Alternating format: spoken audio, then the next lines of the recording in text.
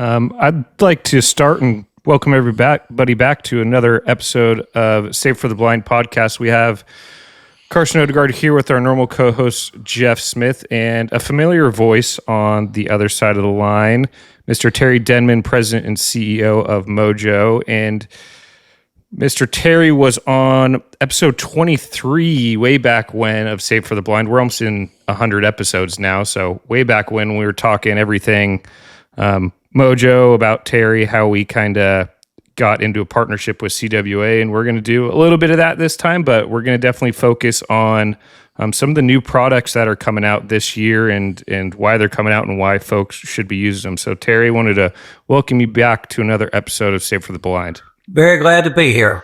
I always like to communicate with your organization. It's a great organization.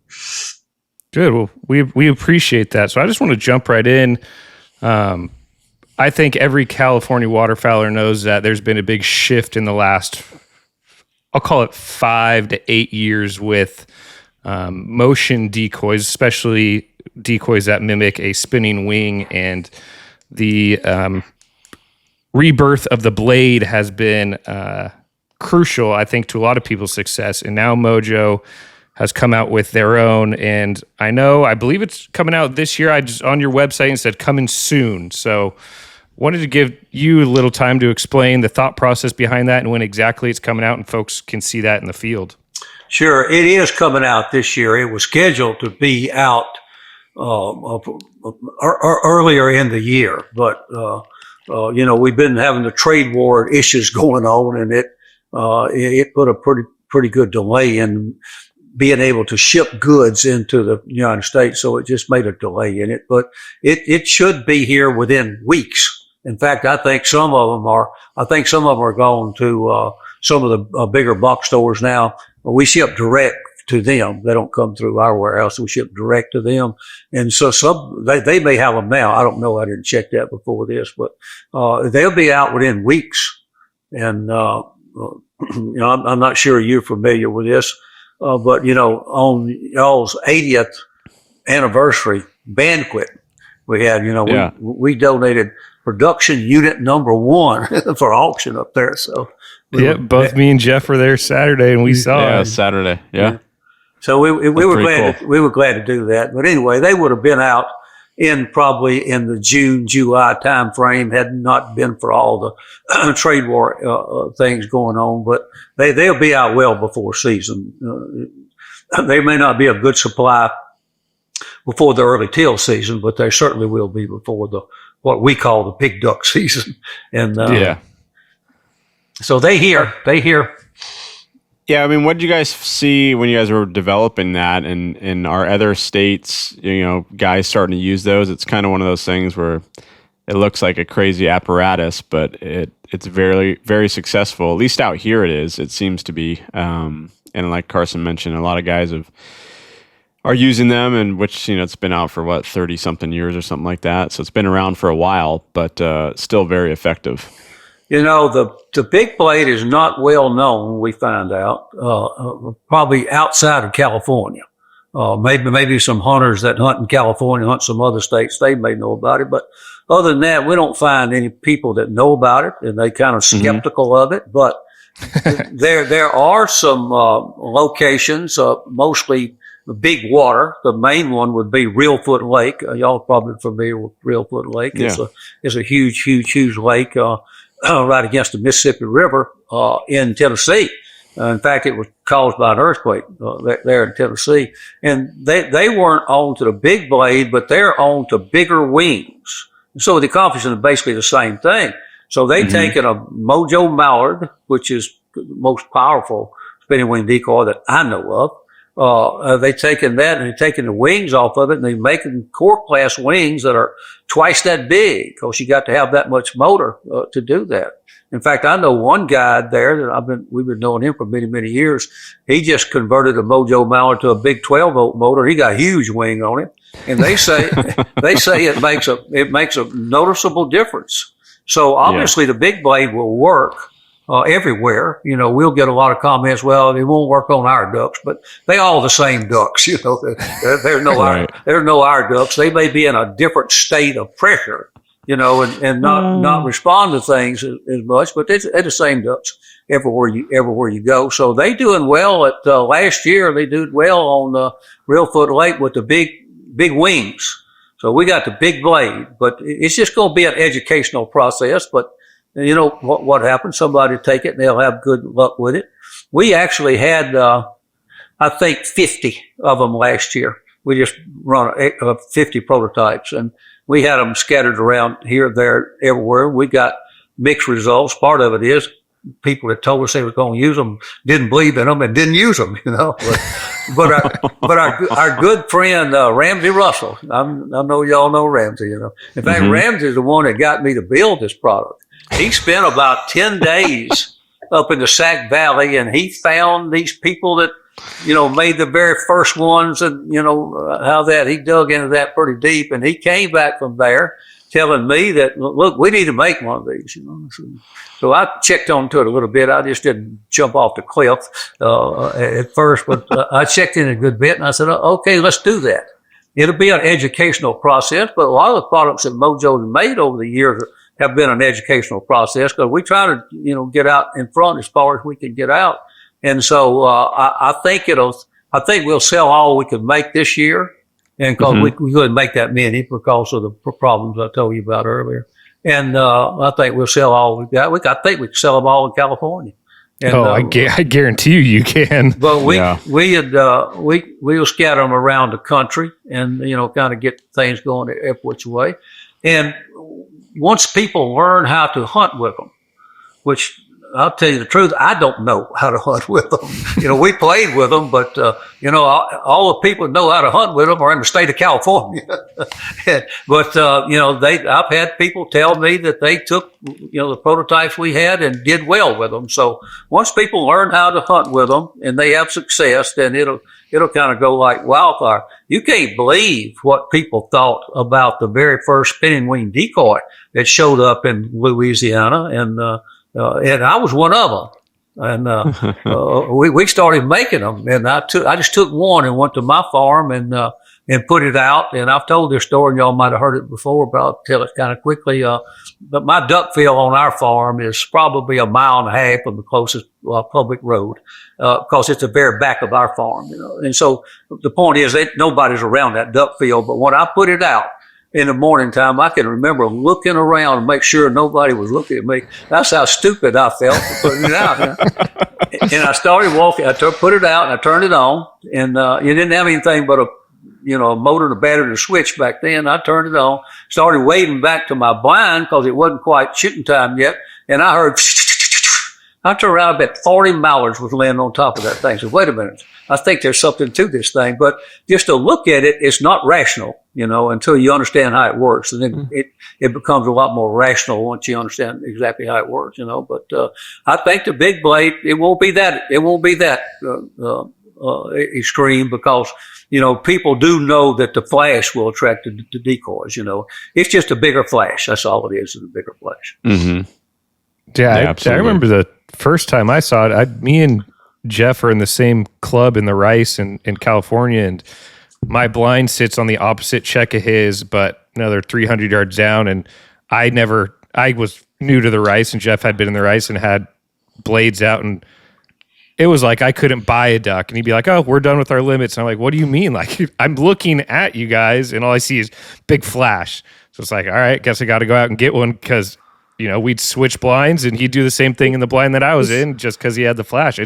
At least in our area, and the folks that I know that use them, boy, does it make a difference. It does, and there's a lot of conversation going on about pressured ducks. It'll flare pressured ducks, and it will, because a duck gonna catch on to anything that's danger, And, so they get to where they flare off a call, they flare off of duck blinds, but they probably flare off the spinning wing more than anything, because that's much more flash than a duck can make. A duck can't make anywhere close to that flash, near as big or near as continuous. And so I think they learn to recognize that that's not a real duck once they get close to it. And so a lot of people, say, well, we don't use them then. And I I preach against that, and I'm probably the wrong messenger for that because I make them, but really, I'm not going to sell any more if you use them half the season and you don't use them the other half the season. But the reason you shouldn't do that is the highest and best use of a spinning wing decoy is and always has been long range attraction. But in the very beginning, they wanted to land right on top of it, so everybody thought of it as a finishing device. And it was a finishing device, but and it still is today. On unpressured ducks. But instead of, if you don't use it, you give up your long range attraction. So, what we do is we just move it far. I've hunted where I put it on the dry ground 75 yards behind me. And, so a duck can see that flash or that strobe, further than they can see anything else. Now they can see, movement much further than they can see still optics. So it's said about 3.5 times. I don't know who came up with that and how they came up with it, but I do know that they can see movement much, much greater than they can see still optics. But they can see that flash even further than that. We had a crop duster tell us one time he could see one from 8 miles off. Oh, geez. And this is a human. Human's eyes ain't not anything close to what a duck's eyes are. So they shouldn't give it up. They should just move it out of the way so the ducks don't flare off of it. And they keep the long range attraction and they lose the fact that it don't want to land that close to it. Right. You go to Canada where those ducks aren't pressured. Now they're the same duck that's going to be down here later. It's not a different duck, They land right on top of it. Yeah. Yeah, I think we've all seen that happen. Now, like when you're producing like the blade, how long did it take with just a project to get one pretty much fully done? Was it like a year, 6 months? I mean, what's the process of that? 2 years. 2 years. And it might not have been 2 years exactly, but we made sure we had those 50 prototypes that I mentioned a while ago, where we could get them out and give them a try. Our standard procedure is not to put a product on the market until we've tried it and make sure we got what bugs out of it, or whatever comes with a brand new product. And we wouldn't necessarily do that on every product, but if it's got a motor and a battery and a switch and floating in the water or anything like that, we're going to try it out before we put it on the market. So we had prototypes that were pretty close to, maybe even identical to the production model. We had those during the duck season last year, but I don't think we had them at the beginning of the duck season. I think we had them a little later in the duck season. And so if you took, we started in June, in June of last year, then it would have been a year. It would have been a year. We might have started before that. I can't remember. But it takes longer than one thinks, and especially if you don't put them on the market until you try them out. Mm-hmm. Yeah, what I've noticed, I mean, the price point's great. People that are making those custom out here, no matter what the quality, it's pretty steep. $400 to $600 depending on where you're buying them. So that was pretty much a barrier for a lot of people because one blade at $600 is pretty steep. Yeah, we bought a California model and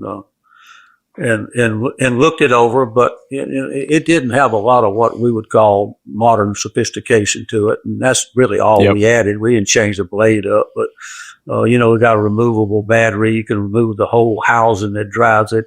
It's got a bearing on the terminal end on the other end that makes it quiet. It is very, very quiet. If you've heard one run, it's very, very quiet. Yes, it is. We had one with us. We were doing a photo shoot for CWA highlighting some of the gear, and I think the one that was given to Scott Mueller, we brought that one out, and me and Jeff, being blade aficionados, were looking at the housing and turning it on, and definitely how quiet it was a big difference compared to the ones that we've run before. Yeah, we put up a decibel meter, whatever you call those, on it. And if you're out in front of it, it'll produce about as much sound as a person talking like we are now.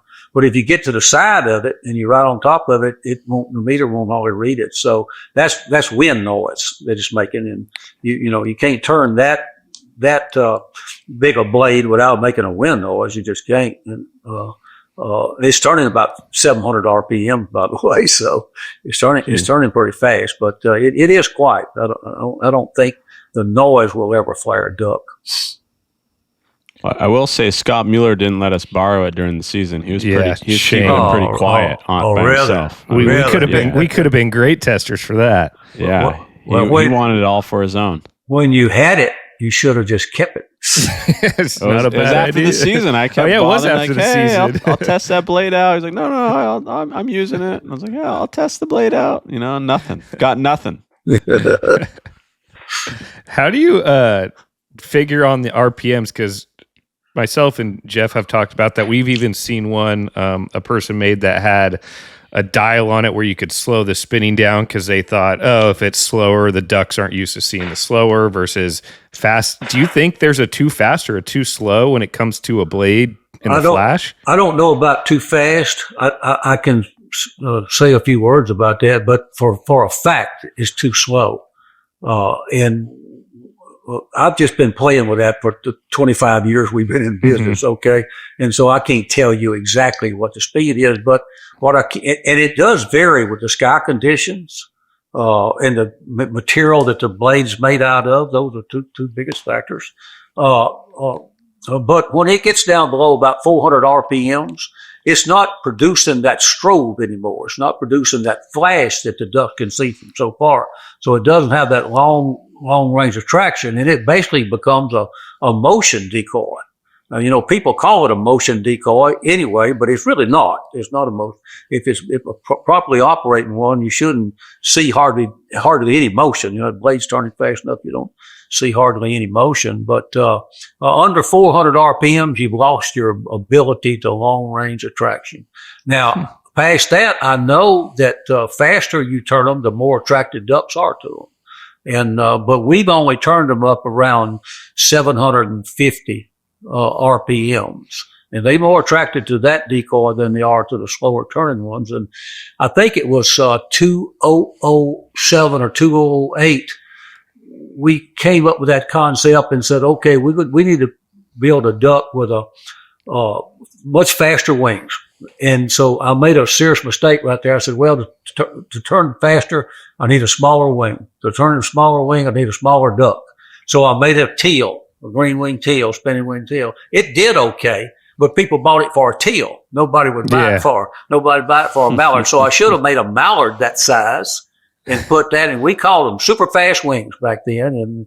And you see other people that make these, they get on to the speed of that wing, but I would keep my speed up. And, they've been operated off of DC batteries, whether it's AA or lithium or whatever, they all DC. And DC batteries, except for the lithiums, they lose their speed as they lose their voltage, because the DC motor turns proportional to the voltage that's fed to it. That's true on the lithium too. It's just the lithium, has a PC board in there, and it holds it holds the regular voltage all the way to the end. Now you drilled just stops one time, So if you got a lithium battery, and that's a big advantage to lithium batteries, they're going to hold that speed right to the end. But any other kind of battery, seal lead acid, nickel metal halide, it doesn't matter. All those lose speed the minute you start running them. And you have to watch it real close and don't let your wings get down below some fast speed. And it's kind of hard to tell. You just have to watch it, but you need to keep your wing speed up to the point. Yeah, that makes sense. And it's like, the size of, as a duck hunter, and as I think all duck hunters do, you look at a product and you look at something that works, i.e. the blade, and it's like, what could you do to change it to make it better? It's like, how do you decide on a length of the blade? Like, why hasn't somebody made one that's just giant, or maybe a smaller blade? Like, it seems like everybody tends to stick with whatever length you guys have, about that length. I saw some videos. In fact, Ramsey had some of those videos when he was out in California. I got a lot of information from Ramsey because he spent a lot of time talking to people that was in on the development of that. And there, one guy there had a huge blade. It's probably twice the size of ours.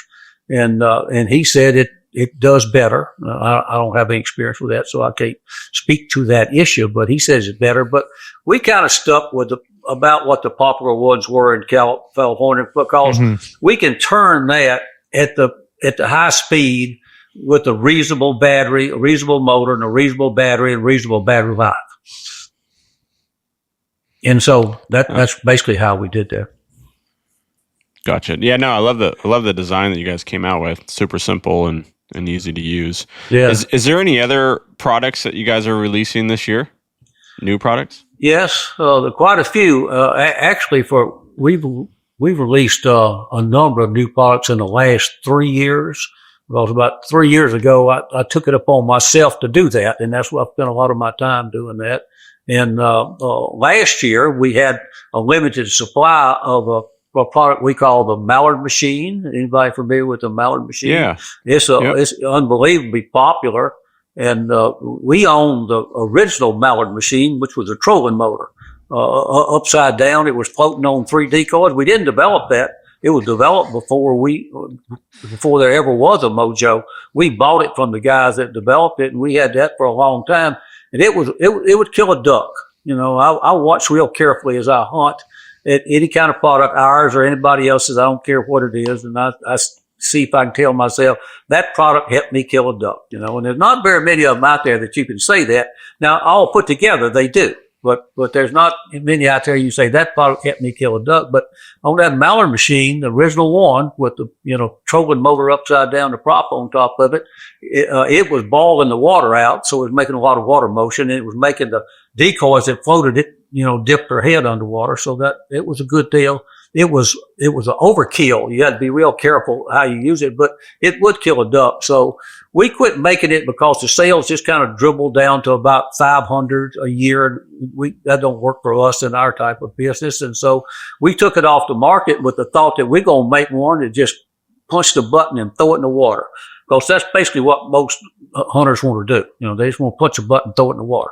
And that Mallard Machine, you had to put it out there and run a cord back to the blind and blah, blah, blah, all that other stuff. So we thought we could do that in about a year or two. But if I go back and check the calendar, I'll probably figure out about 5 or 6 years for us to do that.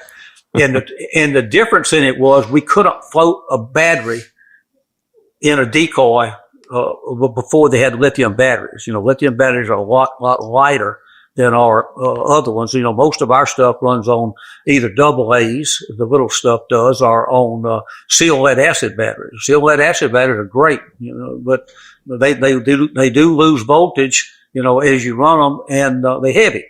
So we finally was able to build that product when we got lithium batteries, and so it's been really, really popular. It's a motor-driven propeller. Vertical, and it's designed as a buoy. And if you run over your boat, it just pops back up straight, and the propeller makes it lean over and wobble. And so we got really, really, well worked out time ons and off, and we got off times on it, under a second. And what happens when you energize that motor, it makes the thing wobble over to the side. When you kill it, the buoy aspect of it makes it stand back straight up. So it's a duck butt just wobbling around in the water out there making waves. And I hadn't found anybody that said that he scared a duck yet. So that's another thing we do. It's not enough just to attract it. You got to make sure it doesn't scare it. And so nobody said it scared the duck yet. So it's about the most popular thing we made. And this year we came out with the big blade, and we came out with this Dabbler duck. I don't know if you've seen it or not, but it's a diving duck. It's got a weight on the arm below it. And when you energize it, instead of picking the arm up, the arm's heavy enough, it makes the duck dive underwater. And we worked that out. Took a long time to do that too. It's got 6 different motions it makes in the process of doing that.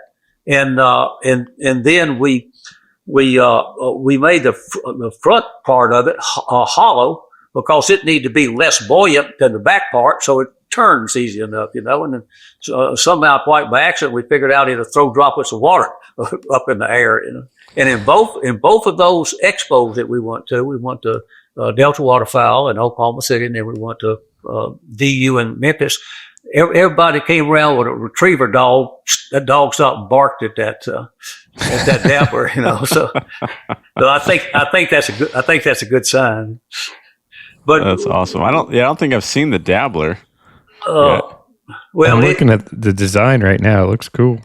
Yeah, it's a really interesting decoy. It's very lifelike, Our 25-26 fall hunt program is in full swing, so don't miss out on the deadline for all October hunts. This will include one deer hunt and a lot of opening day waterfowl hunts. We do have some new properties in the works, so go to our website and see when those have been updated. So we have a lot of real cool upcoming news, so check out all of our social media posts when that stuff becomes available. So don't forget to apply. Third Saturday of every month is the deadline. We also have some pig hunts on there as well. Those are 2 weeks prior to each pig hunt. Those are extremely successful. People are seeing pigs on every single hunt for the last 2 months. Got to go look at those, calwaterfowl.org. And then we got another special decoy for this year. This is our 25th anniversary, and so we said let's build a 25th anniversary decoy. And so we did.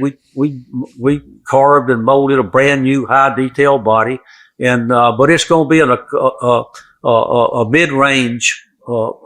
In price wise, going to be a mid range decoy. We didn't want to make a $200 decoy, but we want everybody to have one of them. It's got a 25-year seal on it, but the interesting thing about it, it's got a sequentially numbered leg band, and we did 10,000 of those, and we're going to do lotteries. Now, we would have started lotteries way back in April, had we been able to get the product out to the dealers then, but we just now going to start that. So by every week, we're going to draw one of those numbers out. It's got a QR code inside the box. You buy one, you open it up, you scan that QR code, you're now in the lottery. Okay, if you don't scan the code, you're not in the lottery. And then every week we got a computer program, a randomizer computer program. It'll just pull a number out of those that have been scanned. And but you don't want to compete against 5,000 that's still on the shelf somewhere in the store, So you're only competing against those that have been scanned. And we'll do a prize giveaway every week or two for the rest of the year. Awesome. That's cool. We call it the Silver Mallard. 25 years. It's Silver Mallard. And those are in stores right now, or are you guys still waiting on the shipment? No, they just hit the stores. They've been in there probably much as a week or two, so they are out there. So we'll start. We may have a draw next week if we can get all our stuff together. But if we don't, it won't be 2 weeks till we start having draws. And we may have more than one a week when we get started because we're late getting started. So. Yeah, they're available on the website right now. I'm looking at them right now. Yeah, $99. I mean, great price, honestly. Mm-hmm.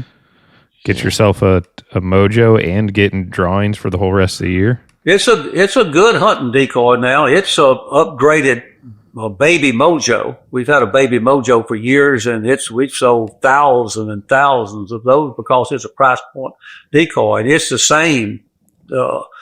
It's the same decoy as that upgraded. It has it has some upgrades on the inside of it. We kind of copied some of the stuff that we did when we brought the MOJO Mallard out 2 years ago and some of that operating system. So it's a good hunting decoy.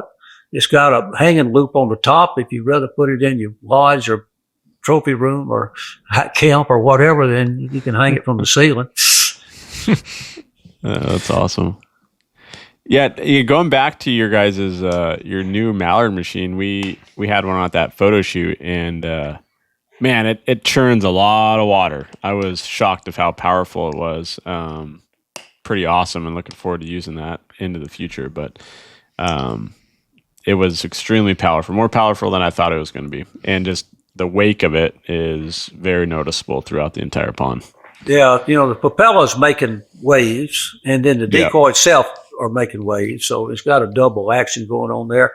And then that butt, it's a butt up decoy. That's what it is. That butt's moving around pretty aggressively, and so all of it's making a lot of emotion on top of the water. And, we were worried on that product about how deep of water you have to do it, and what about all the vegetation in the water. And I've hunted one quite a bit, and I've had one of them only get hung up. And when I walked out there to see what it was, it had sucked a stick, about an 8-inch stick down above that basket we got on, because you got a good basket on it. Other than that, I haven't had any one of them get hung up in the vegetation. And in the depth of water, it takes about 12 inches of water for that thing to do its thing. And I've hunted with it in less water than that. Ramsey and I were in Argentina a year ago and hunting a big marsh, great, big, huge marsh. And the water would be any kind of depth you can imagine out there. So it was kind of shallow that morning. So I told Ramsey, I said, well, put it out there, Ramsey. It'll do some. It won't do as much as it would do in deep water. It'll do some. So it did great that morning. But the point that impressed me is when the hunt was over with, we flew the drone and it had muddied the water up. You had a big circle of muddy water where that thing kept bumping the bottom. Now that would depend upon, what your bottom's made out of. But if your bottom's made out of relatively loose soil, it'll muddy the water up for you. So it's the most popular product we got out right now. Nice. It's a lot of new products. Yeah. A lot of good stuff on the market. Is there one that's your personal favorite? One of the new ones? I don't think so, but if I did, it would have to be the Mallard Machine. It'd have to be the Mallard Machine. Now, I have not hunted with the Dabbler yet. I think the Dabbler is going to be very, very popular, but I have not hunted with one yet. So if you ask me this time next year, I might have a different answer. But Mallard Machine is pretty hard to beat. Yeah, that's a pretty neat machine right there.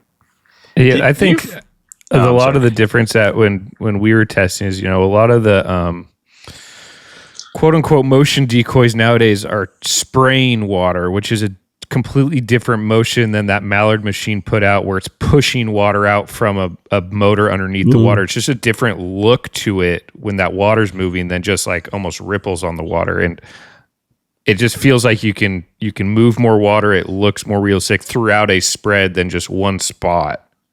Yeah, we had that same product that sprays the water up on the tail. A guy from Missouri, I think, brought it to us years ago, and we kept it on the market for about 2 or 3 years. It wasn't very popular then for some reason, and I didn't like it, so we actually took it off the market when we developed other things. Now, I'm not criticizing anybody else's product. I don't do that, and they've killed a lot of ducks over those things, but they're not as natural as, say, this Mallard Machine would be. They don't look as natural, but I think they attract the ducks to attention from a distance off. Yeah.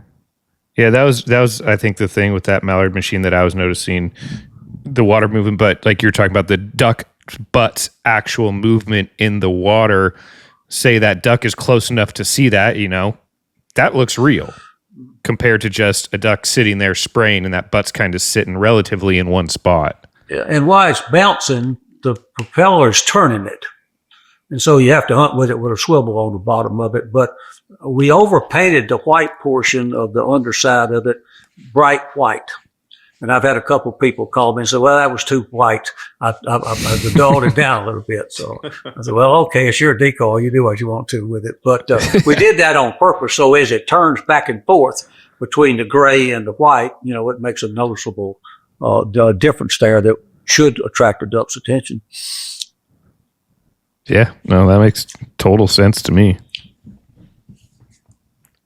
Where do you see, the technology going with hunting and hunting decoys in the next few years with, you brought out the Mallard Machine, and that's kind of the invent of that was because we were able to get the lithium and the lighter batteries, and now we're going with the blade and the batteries are able to help us with that. But where do you see us going in the future? Well, the 3 rules of waterfowl hunting, I'll probably call it duck hunting, but 3 rules of waterfowl hunting are be where ducks want to be. That's the X. Be hid. And if you can do them 2 things, you don't need anything else. Just stand there and shoot ducks.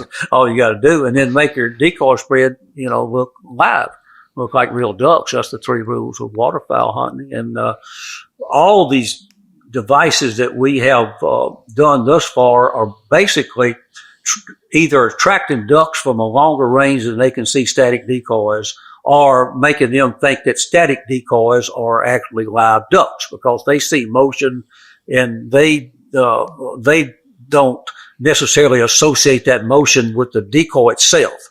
We proved that with our flocker flipper product that we brought out several years ago. And if you just scatter those through your decoy spread, then it makes the birds think that that's live decoys there to some extent. And so I think people will keep on making devices because, the technology gets better.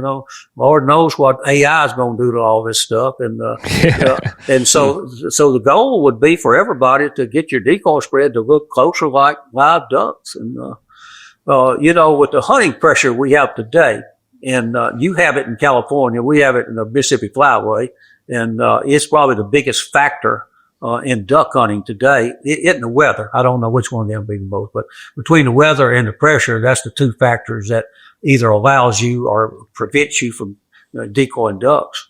You don't need a lot of decoys.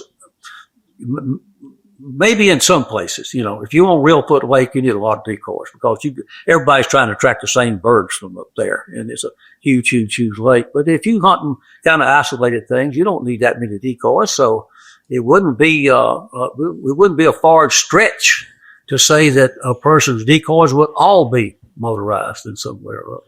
There wouldn't be static decoys in there. So I don't know, but it's just going to go to more lifelike. That's what everybody's trying to accomplish. Everybody that's making motorized duck decoys, motorized waterfowl decoys, they're trying to make it move like a real duck does and be more lifelike. So it'll keep going in that direction. Now, can we keep coming up with ideas to do that with? I don't know. So.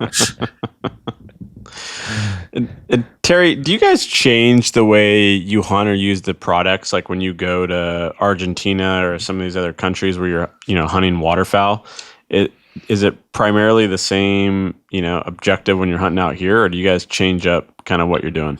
It's pretty much the same thing. No matter where you go, pretty much the same thing.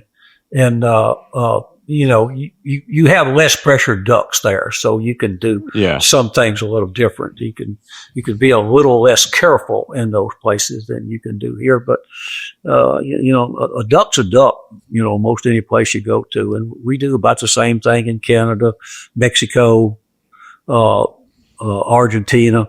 I've hunted in Africa. I've duck hunted in Africa. And I did the same thing there. We got invited to come down and help an outfitter learn how to hunt ducks and geese. He started a bird hunting operation, and he had lots of birds that were ground birds, dry ground birds. And but he had a lot of ducks and geese, but he didn't know what to do with ducks and geese. So he invited us down. So we went down and helped him. So we did the same thing down there that we do here. Is there a place that you prefer to hunt outside of your home state? Like where is your favorite place to go? Where the ducks are. That wasn't a valid statement 5 or 6 or 7 years ago, but I don't know how they do it in California now, but ducks in the Mississippi and Central Flyway, reverse migrate.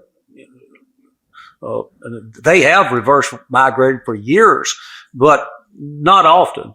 But now, we get a big front comes across this thing, and we'll fill up with ducks like we did 10 years ago, And then in 4 or 5 days, those ducks are gone. And used to, they would never be gone.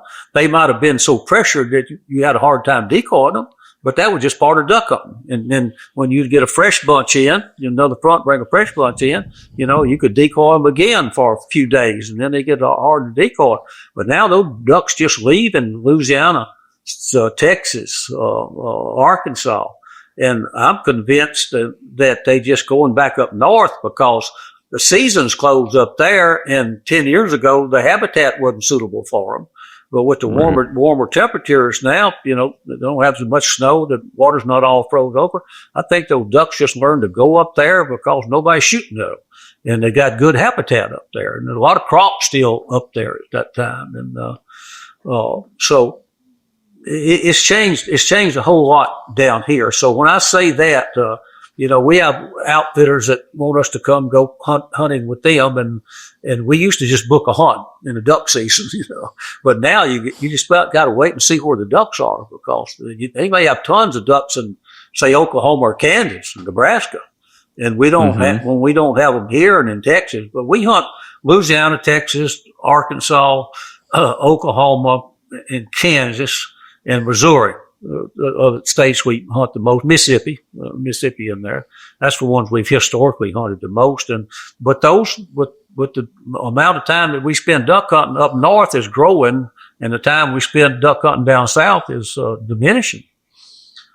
It's all. Are a lot of hunters starting to go hunt north because the birds aren't staying down south? Are you seeing that a lot?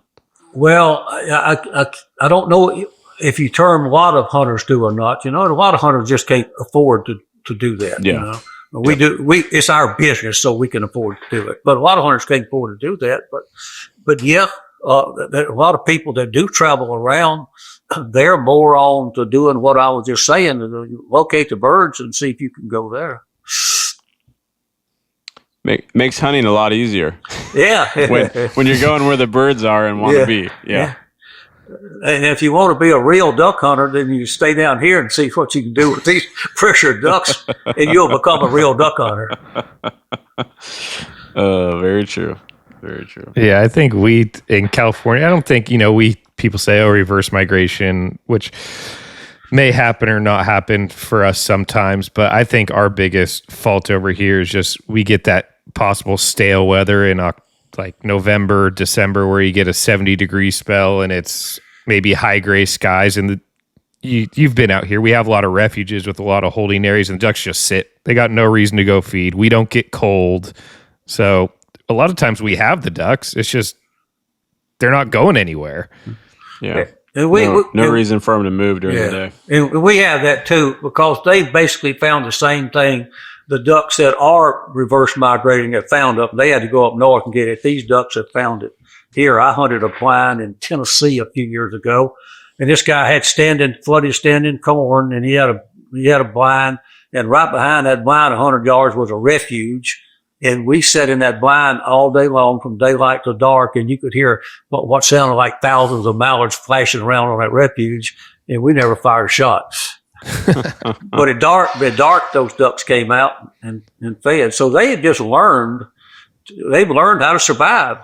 That's really what we need them to do, is to learn how to survive. And they've learned that they become nocturnal. Ducks could have been nocturnal from way back when. I don't know, but I never looked for them in the night before. But there was plenty of them in the daytime. But now, we don't hunt my farm in the afternoon. And you can go down there some afternoon, it's full of ducks, full. And it's an ancestral duck hole, and it'll get a lot of ducks in it.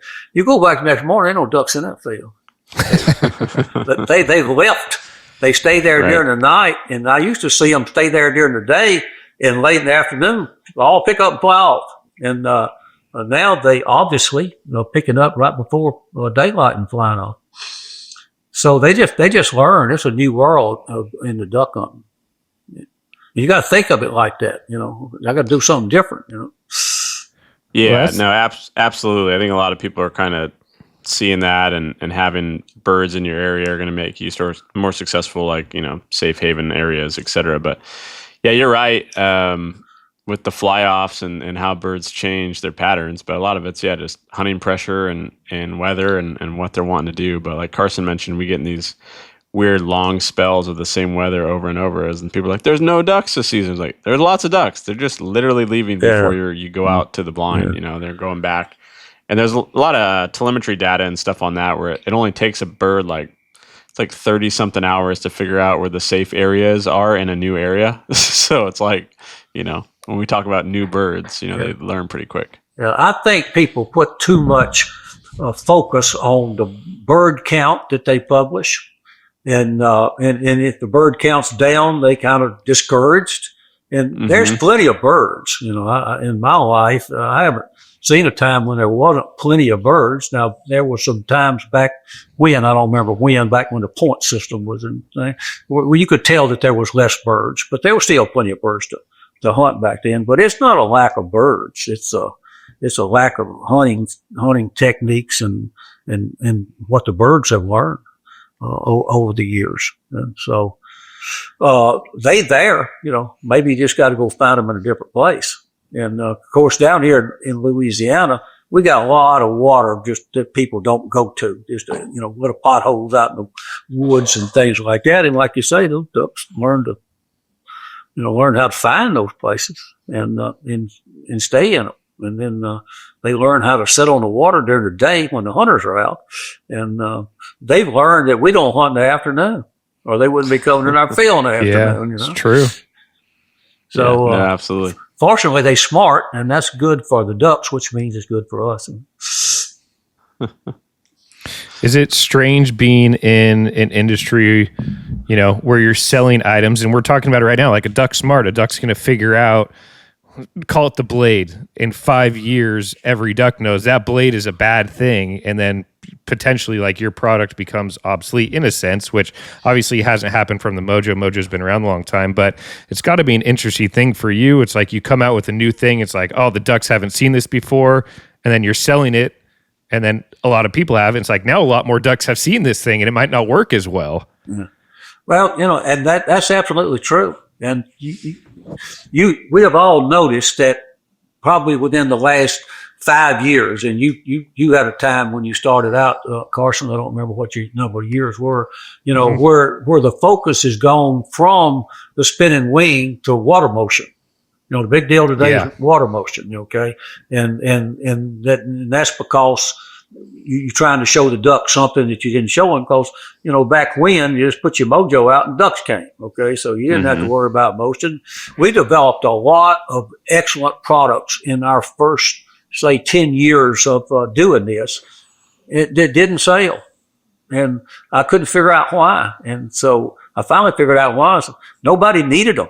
The spinning wing decoy was all you needed back then. And so people wasn't going to buy this, that, and the other water motion decoys and stuff like that. But they will today. The duck hunters' focus is on water motion today. So I don't know where it goes from there. I think that was your question, and I don't know where it goes from there.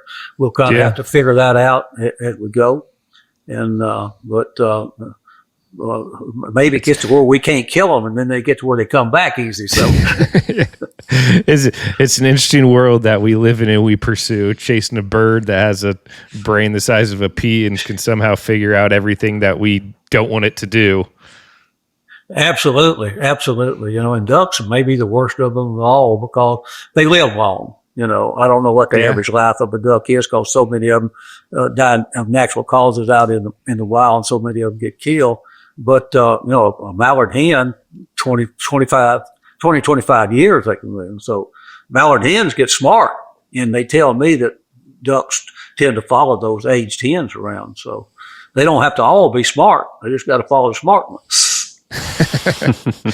Dodge a few stray shots every here and now and then and be safe. Yeah. If you find an old mallard drake out there by himself, you can usually kill him if he's just by himself. Yeah, that is true. Can you tell us of like a hunt that you've ever been on where it's like a revelation of like your first time using the MOJO or first time using a new project where you're like, wow, this is it. This is gonna be the ticket. Well, obviously when we came out with a MOJO Mallard, that was the case as far as a new product goes. We were killing a limit of ducks pretty much every day on our farm. And that's where I hunted with the MOJO Mallard first. And it was taking us to 9:30 or 10. We'd probably have a limit. And after we got the MOJO Mallard, 7:30 in the morning. So, it was a huge change. But I think you asked me for a new product doing that or new use of a product doing that. So I've seen some instances where the MOJO product made a difference. Without it, we wouldn't have been successful. I've seen some of those. But as far as the new product goes, it'd have to be the spinning wing decoy. Yeah. I think everyone probably remembers when they first came out, and I met some guys that were using them, and they weren't the greatest hunters. And they're like, yeah, coming back with straps of ducks. And we're like, what is going on here? Like, oh, just put it in the pond and turn it on and just the ducks appear essentially. Right. And then finally we were broke down. I think for Christmas we got one and we used it the first time and we're like, oh my gosh, it just like changed. Right. So, and that aspect of it was both good and bad because it would let people kill ducks that were not probably capable of killing them otherwise. But that has a good side of that coin too. It helped a lot of young people, kids, high school kids, college kids. I know that around here where I live, be successful, and when they probably wouldn't have been or as successful if it didn't have that device, and that kept them in the duck hunting world.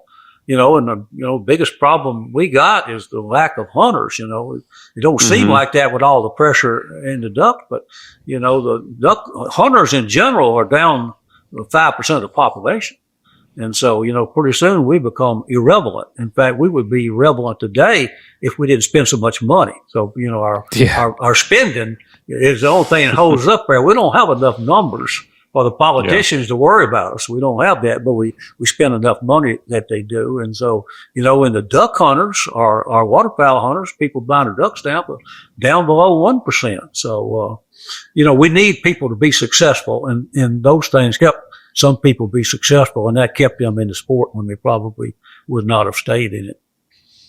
If you didn't grow up in it, then, you go out there about 2 or 3 times, get up at 4 o'clock in the morning, go out in the cold rain, it don't necessarily appeal to everybody.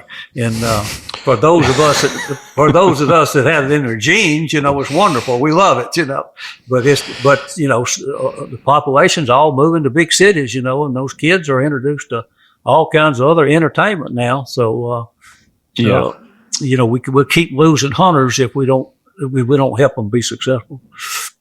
Absolutely. Well, I think, you hit the point where, waterfowl hunting, it's kind of one of those things too. The success is huge. If you're really into it and you're not successful, you're probably going to give it up. But like, you go duck hunting on your first time, it's like you either just are immersed with it, or you go out one time and you're kind of like, oh yeah, that's not for me. At least like a lot of the people that we've mentored, they might be on a great property and have a phenomenal hunt, birds all over the place, and you're like, hey, do you want to keep shooting? You're like, no, I shot a duck, I'm good. And there's just birds piling in, and you're like, you have no idea like how epic this day is. But, it is funny like that. But like my son, 100% into it. He's young. He like wants to go duck hunting all the time. And then there's some kids. It's like, yeah, I went out once. It was cold. I'm good. And it's just kind of is what it is.